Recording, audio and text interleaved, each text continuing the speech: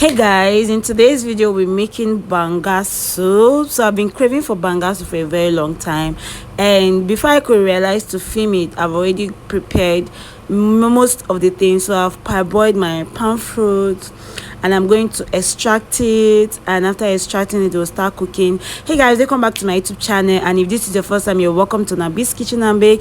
And if you're a returning subscriber, thank you for coming back. If you're not subscribed, please do it, to hit the subscribe button, to like, share, and to comment. And to know when I upload a new video, don't forget to turn on your notification button to get notified when I upload a new. So the first thing I'll be doing is I have to pound this. After cooking it, you have to cook it very soft, because I don't really have a very big mortar that can contain this, so I'm using my pot to do this because it's soft already, so I don't need to pound too much.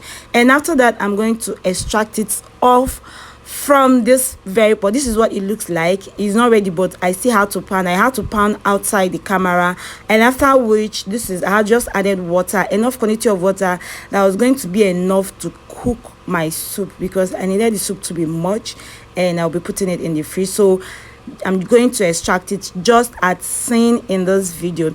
But one thing I realized when I bought this palm fruit was that I realized I didn't really buy the very one for soup. I think they have different kind of palm fruits in the market, so I didn't really buy the one for soup.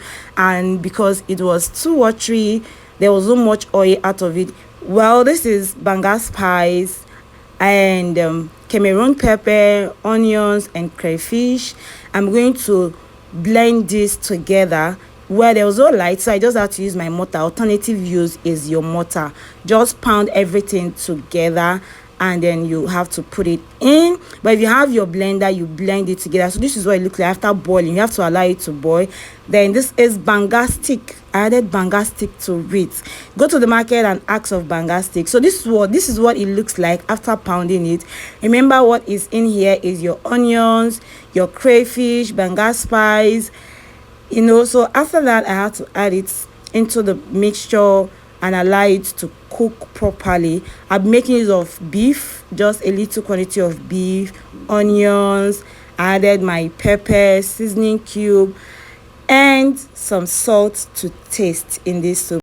I'll also be making use of dry fish, popularly known as Banga fish, and after that, I'll have to allow it to boil. I added my crayfish and seasoning cube. I had to check if the taste is okay, and I added more of salt to bring out the taste. And I'll be making use of catfish in this soup.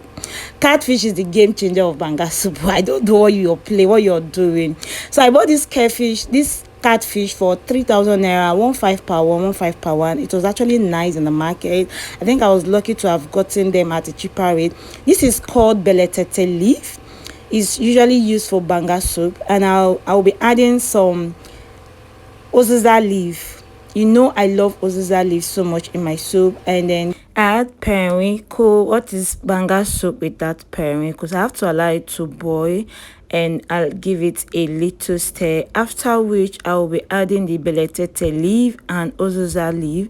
This Uziza leaf give it an extra taste, an extra aroma in the soup. It's not a must you have to use Uziza leaf, but I love Uziza in mostly all my soup. Afterward, this is what the soup looks like. I hope you're going to try this out at home, and I hope you love this video. Don't forget to give us a thumbs up, and bye. See you guys in my next video.